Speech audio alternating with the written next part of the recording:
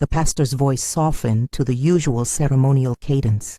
Words I've heard 100 times in other people's lives, never expecting the sentence that would hang in my throat.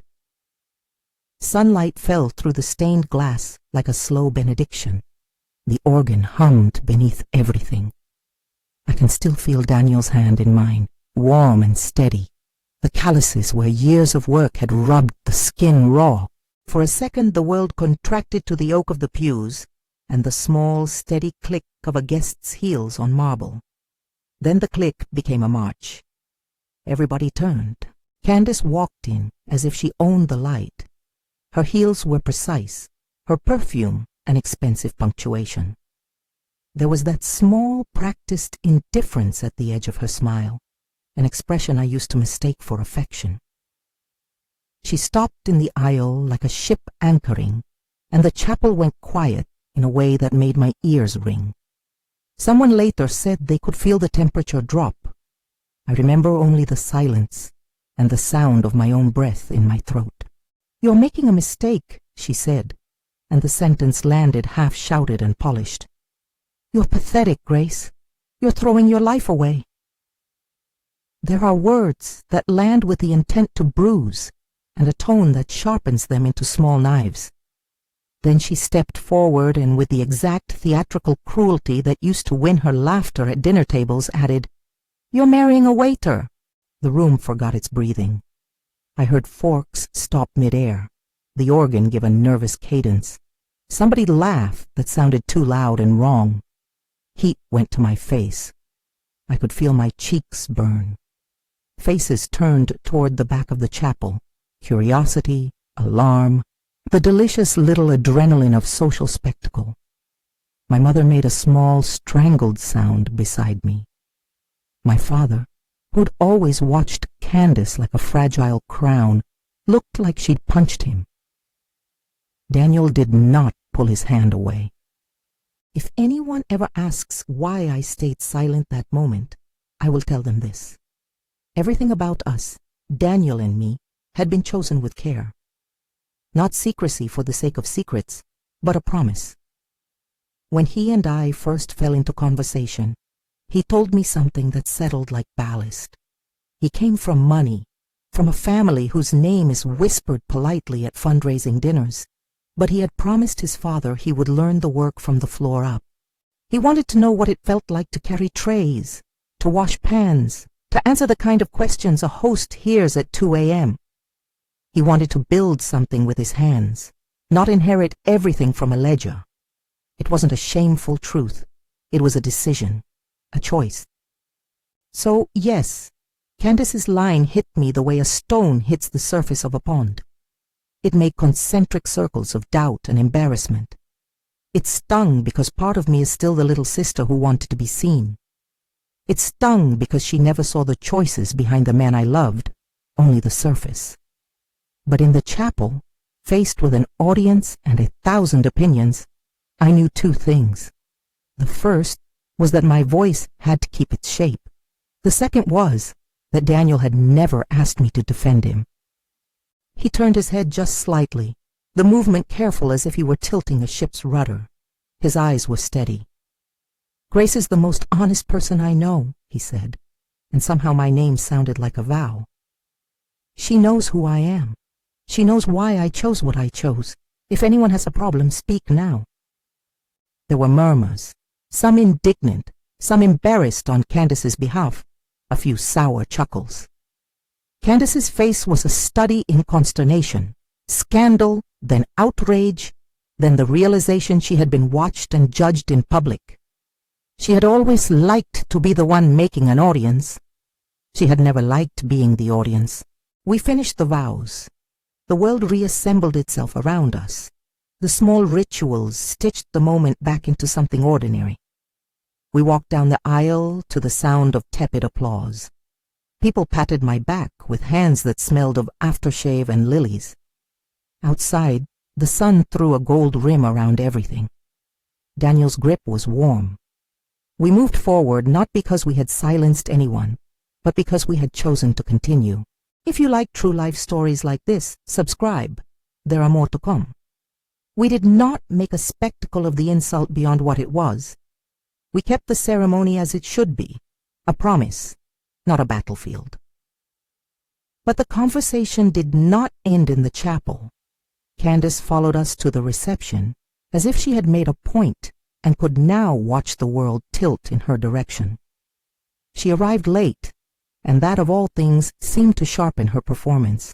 The Rivera Grand Reserve, where we held the reception, is the sort of place people use to rehearse their importance. Crystal chandeliers hang like constellations. Polished marble echoes footsteps. The head table sits like an altar to impeccable taste. When I say Rivera, I mean the name the staff write with a hand that is both reverent and tired, an empire in soft linen and hand-stitched menus. But the Rivera name meant something different that evening. Candlelight made everyone's eyes a little more dramatic. The band played the sort of smooth strings that make resentment sound like a romance. Guests clustered in groups, comparing notes about dresses, schools, renovations, small talk, lubricated by champagne. Candace arrived like a reprimand, her face set, her laughter a high wire. She had prepared a whole look for this moment, the rolled shoulders of someone who believes herself above humiliation, and the rapid assessment of allies in the crowd. She found her people and made small, pointed jokes about our ceremony, about the audacity of marrying someone who sweeps a floor for a living. It was a cheap laugh, too loud.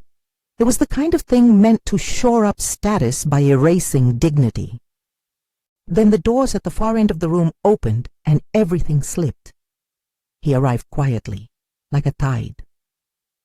Alfonso Rivera is the sort of man you slow clap in your head before you understand why everyone else has stopped. He wears years like a light garment, calm, deliberate, an old authority that doesn't need to shout, but whose arrival rearranges the atmosphere. He walked in with a small entourage, but he moved as if he alone could change the conversation. I watched Candace's expression change, from triumph to confusion to a color that suggested her script had been yanked out from under her.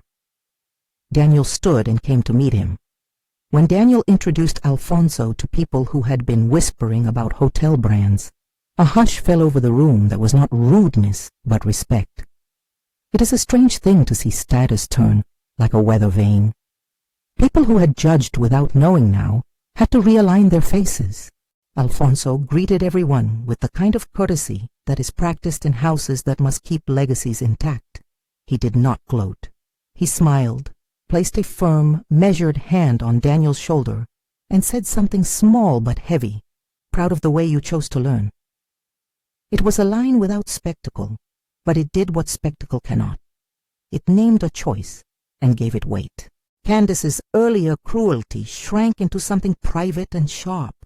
Her insults, which had been calibrated to make her look like a sentinel of taste, suddenly sounded thin. Those who had laughed at her in the chapel now felt like they'd been mistaken for a chorus when the solo was called for. Daniel, ever the quiet one, did not make a grand point in front of her. He didn't take a microphone and list his family's holdings. He did not hand out a ledger. He invited Alfonso to sit. He guided people to their seats. He refilled a forgotten glass with the same gentle attention he put into everything he did. In the end, the reveal was not a trap. It was a removal of the mask. When Candace found us, her face wet, or maybe she was just sweating, I couldn't tell, Daniel offered her a place at the table. His voice did not carry triumph. "Sit with us," he said. It was an invitation, and in the same breath, it was a test. Candace looked at the hand extended to her and declined for a long beat, then sat. There are moments where the whole moral of a story could be written on a napkin. People think the reveal is the spectacle. He wasn't what she said. He was something more. But the reveal mattered less than what happened after. Daniel's response was a practice in restraint. He refused to make Candace small. He refused to punish her with humiliation. He let her be uncomfortable, and in that quiet way, he taught the room a different lesson. Dignity is not weaponized. It is given.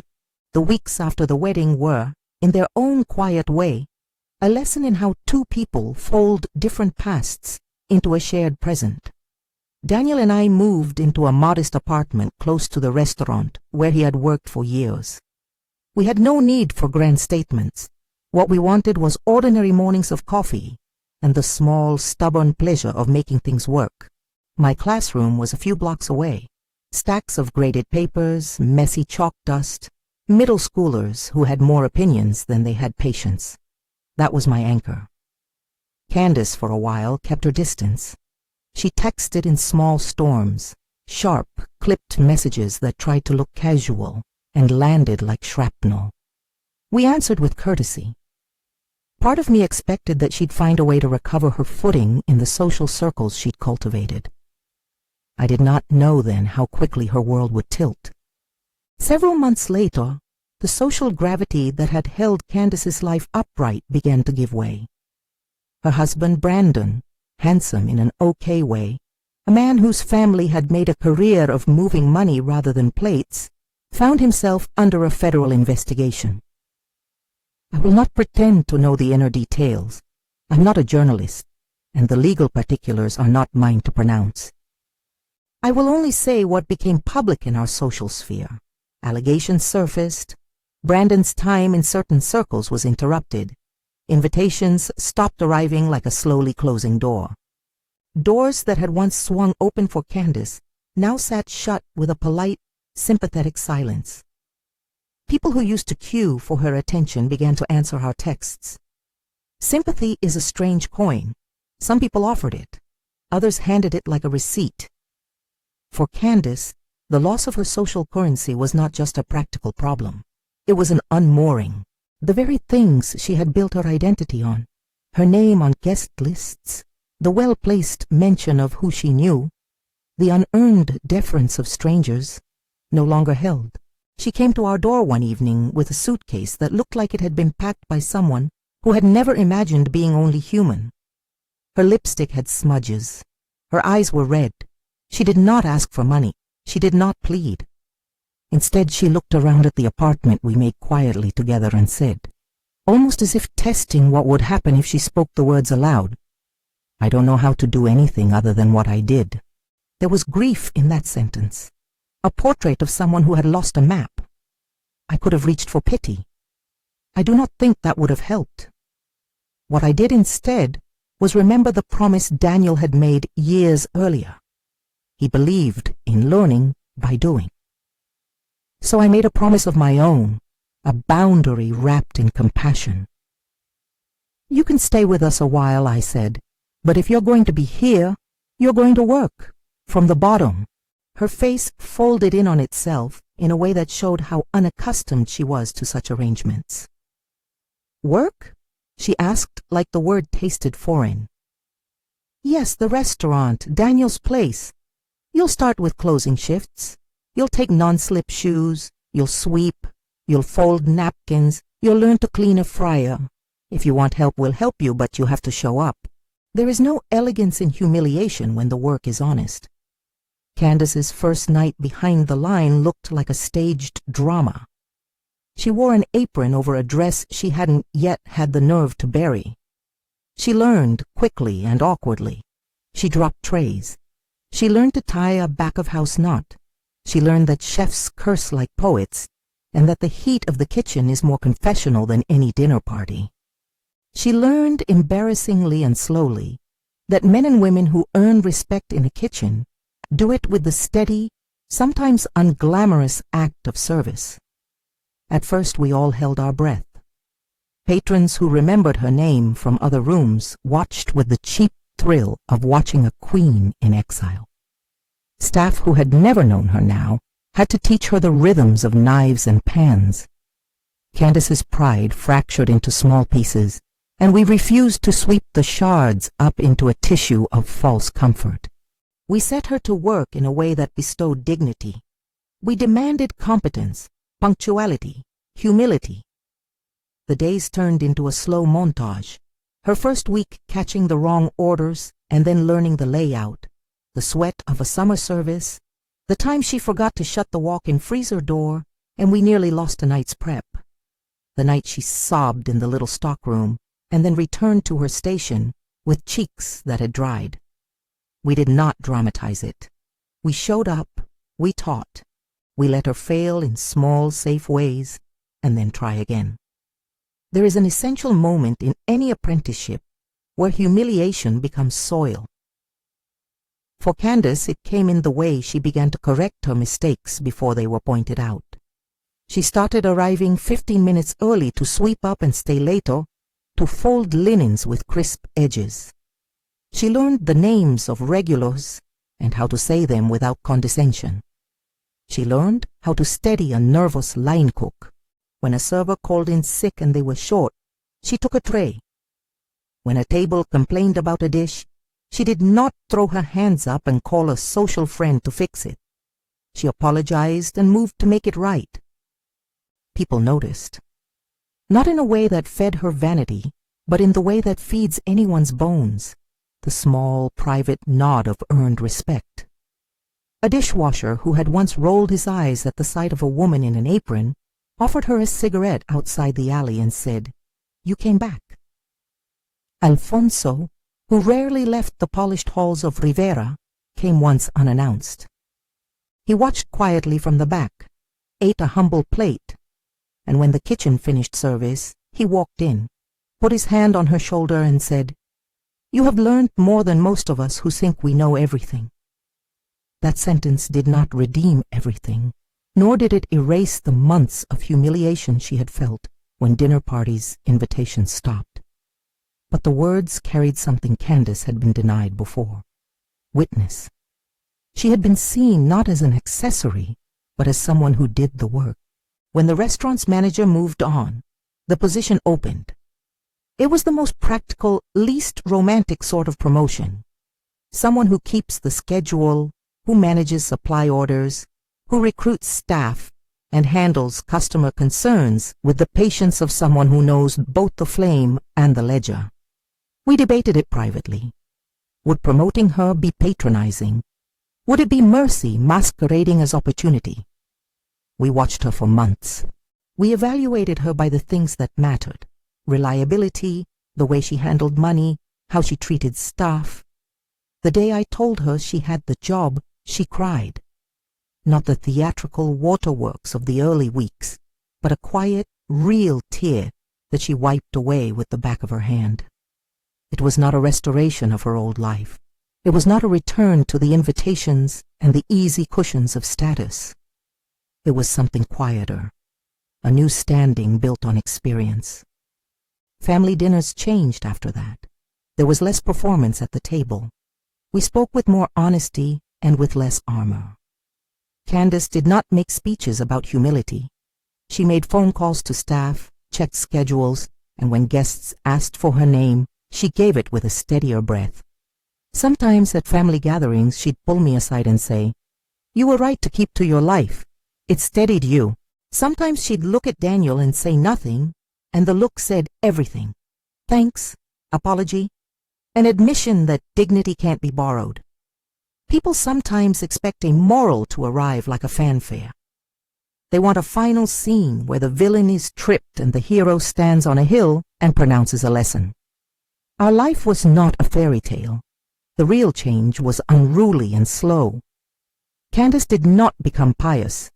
She did not adopt austerity as a virtue. What changed, crucially, was her relationship to herself. She learned labor. She learned to accept correction. She learned that respect given for service is softer but steadier than the brittle applause of being known. It had nothing to do with whether Brandon was rightfully or wrongfully accused. That thread remained indefinido in the public record I did not want to claim. What mattered was that the scaffold of her identity shifted from being admired for what she had to being acknowledged for what she did. Daniel, as always, offered his ordinary generosity. He did not parade Alfonso's intervention, nor did he make public statements about Candace's fall. He understood the difference between being right and being righteous. He helped when help was practical, a referral, a word with the head chef. A 2-week notice for her to get her bearings when the transition to manager became official. But mostly he taught by example. How to accept labor without shame. How to listen when someone is learning. How to keep your composure when a loved one acts callous. There's a scene I return to in my head. Candace standing behind the restaurant's line at a slow hour, hands submerged in suds, steam curling around her like a kind of baptism. She laughed at something a server said, a small, private laugh, and the sound didn't try to smooth over the roughness of what she'd been through. It acknowledged it. She had learned the theatrics of status would not protect her. The people who worked beside her did not resent her past. They respected the sweat she now shared. When I tell this story, I want it to be clear that this was not vengeance served up on a silver platter. There was no "I told you so" banner hung across the Rivera Grande. The truth about Daniel, that he chose to work, wasn't meant to humiliate Candace. The truth was never a weapon. It was a relief, a removal of a lie by omission we had kept between us for reasons of love. What changed was not just social optics. It was the way people measured value. We learned to measure people not by a name on an invitation, but by the way they carried themselves when the music stopped and the dishes came out. It's a small, merciful standard. Can a person do the work and do it well? Do they return kindness with dignity? Do they accept correction and change? Those are the questions that outlast the shine of any chandelier. Family dinners now end with less performance. We talk about bills and school projects, about who will pick up the kids the next afternoon. We laugh about odd things. Candace volunteers to cover shifts if someone is ill. She speaks less about who she might see at galas, and more about what recipes the cooks have perfected. I still sometimes remember her words in the chapel, the sharpness of the cruelty, but I remember more often the way she wiped her cheeks on the back of her hand and did the dishes without complaint. If this story feels personal, it's because it is. It's not a sermon. It's a small, stubborn story about how people can change when their choices ask them to. The shocking truth, as the title promises, was never meant to be scandalous for its own sake. The shock is in watching what humility can do. It is shocking only because we have grown accustomed to measuring success by currencies that evaporate. The real shock is to discover that dignity is a labor you can teach, and that when taught, it can be received. So what changed? For us, a quieter life, a deeper respect for honest work, a family dynamic that values accountability over appearance. For Candace, a loss that became a doorway into competence and eventually into a kind of peace. For me, the knowledge that choosing someone who will stand with you in the ordinariness of life matters more than any applause. If this resonated, please like and tell me in the comments. Have you ever been judged by someone's job? What did it teach you?